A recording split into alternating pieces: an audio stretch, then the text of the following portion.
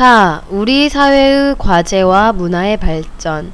첫 번째 주제, 경제 성장의 그림자. 네, 오늘 네 번째 단원, 마지막 단원입니다. 네 번째 단원의 첫 번째 시간입니다. 오늘은요, 이걸 알아볼 겁니다. 우리 지난 시간에 마인드맵을 통해서 알아왔기 때문에 이 빈칸에 들어갈 말이 무엇인지 알 수 있을 거라고 생각합니다. 자, 무엇일까요? 네, 오늘은요, 경제 성장 과정에서 나타난 문제점을 알아보도록 하겠습니다. 첫 번째 문제점은 바로 빈부격차입니다. 빈부격차에 관한 좀 슬픈, 웃기고도 슬픈, 우픈 이야기를 담은 만화를 하나 볼게요. 신입사원 개미군은 언제나 열심히 일합니다. 아, 예, 사장님! 배짱이 군은 엄마가 사준 집에서 살면서 놀기만 하네요. 아우, 썸맨. 예.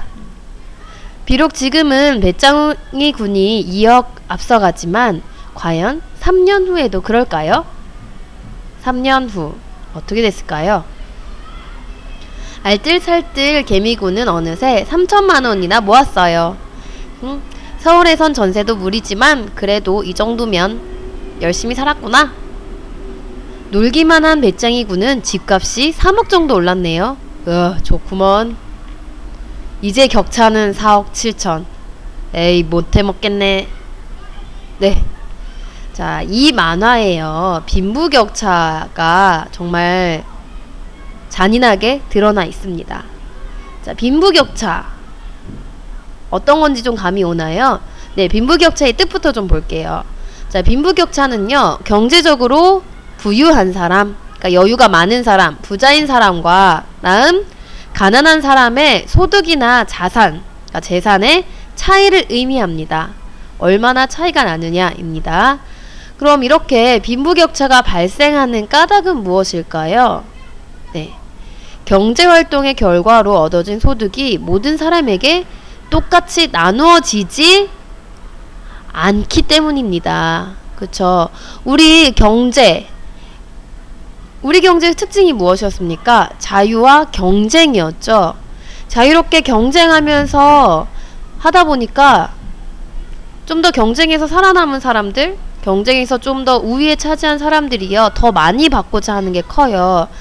그래서 우리나라 한번 보세요. 정말로 부자인 사람과 못 받는 사람, 돈이 없는 사람들 차이가 정말 극심합니다. 경제가 발달하면서 부유한 사람에게 재화가 집중되고 부유한 사람과 가난한 사람의 격차가 벌어지는 현상이 일어나고 있습니다. 이 고소득층과 저소득층 사이를 중산층이라고 부르거든요. 그러니까 부자인 사람은 고소득층, 그 다음에 가난한 사람은 저소득층이라고 하는데, 이 고소득층, 중산층, 저소득층의 비율을 보면요, 한번 보세요. 어때요? 네, 중산층, 중간에 해당하는 사람들의 수가 줄어들고 있습니다. 그에 비해서 저소득층은 늘어났죠. 고소득층도 늘어났습니다. 이 말은 부자인 사람과 가난한 사람이 늘어났다, 이 사이가 점점 더 벌어지고 있다라는 뜻입니다. 중산층 비율이 줄어들고 있고요, 저소득층 비율은 늘어나고 있습니다. 이 말은 즉 계층 간의 소득 격차가 커지고 있다라는 뜻과 같습니다.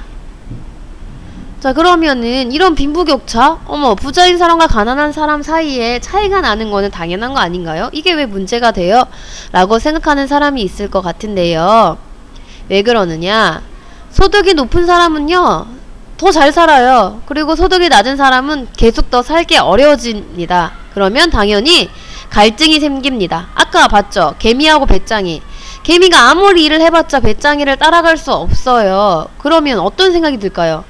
그치, 아예 못해먹겠다, 안해, 나 일 안해 라고 생각한다던가, 사람들 사이에 쟤 봐라, 쟤는 엄마 아빠가 부자여가지고 놀고 먹고 다 하네, 이런 식으로 서로 갈등이 생기게 됩니다.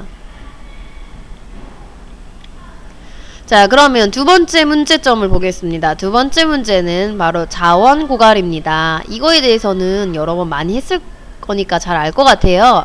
자, 자원고갈. 자원고갈의 뜻. 경제성장 과정에서 많은 자원을 소비하여 자원이 그쵸 부족한 상태입니다. 자원이 파도 또 나오면은 이런 문제가 왜 생기겠어요. 하지만 자원은 한정되어 있고 이 자원을 이미 많이 썼기 때문에 자원이 부족한 자원 고갈이 일어나게 됐습니다. 경제가 발전할수록 자원의 소비가 더 가속화되기 때문입니다. 더 빨라진다 라는 뜻이에요. 경제가 발전할수록 만들 수 있는 것들이 굉장히 많아지잖아요. 옛날에는 컴퓨터, 뭐 TV 이런 거 없었죠. 굳이 만들려고 생각도 안 했어요. 그러니까 자원을 별로 많이 안 써도 돼요. 근데 이제는 어때요? 온갖 거를 다 만들 수 있습니다. 그러니까 사람들이 원래 있던 자원들을 마구잡이로 쓰기 시작했기 때문에 자원 고갈이 더 발생을 했겠죠. 이럴 때 생기는 문제는 무엇이냐? 첫 번째, 물건을 제대로 만들지 못합니다. 이제는 더 이상 TV를 만들고 싶어도 자원이 없으면 만들지 못해요. 그러다 보니까 물건을 조금만 만들어서 물건의 가격이 오를 수 있고요. 생활이 불편해지게 되겠죠. 자, 세 번째 문제점입니다. 바로 노사 갈등인데요. 노사 갈등의 뜻부터 살펴봅시다. 자, 노사 갈등은요, 근로자와 노동자와 기업가 사이에 이해관계가 맞지 않아서 서로 대립, 갈등하는 것을 의미합니다. 자, 어떤 거냐, 대체적인 예를 한번 들어볼게요.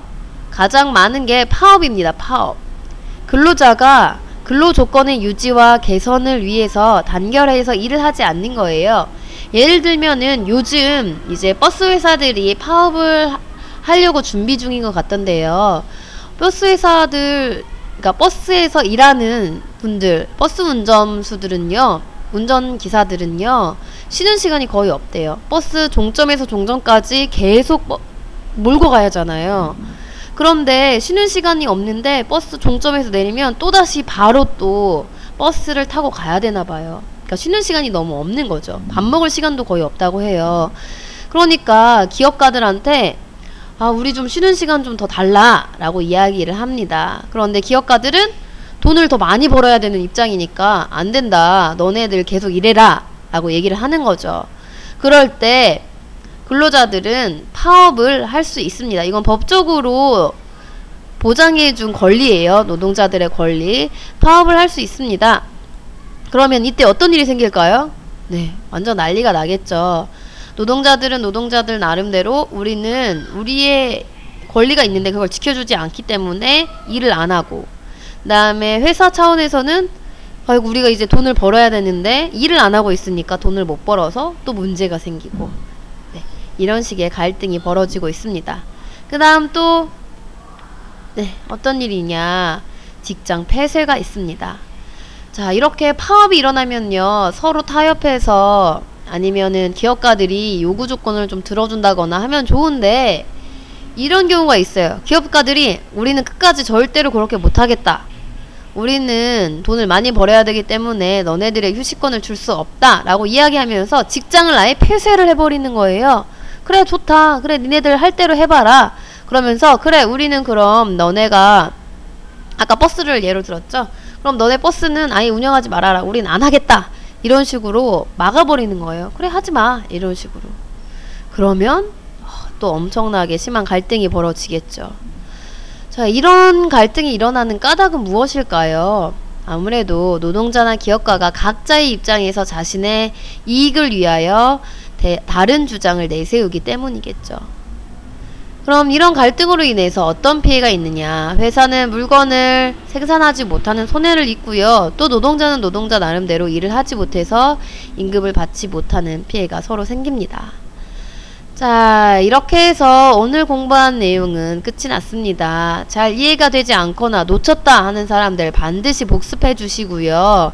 수업 시간에 나눠준 프린트물에 빈칸을 채워오는 것과 뒷장에 퀴즈를 풀어오는 것이 오늘의 미션이 되겠습니다. 그럼 수업 시간에 만나요. 안녕.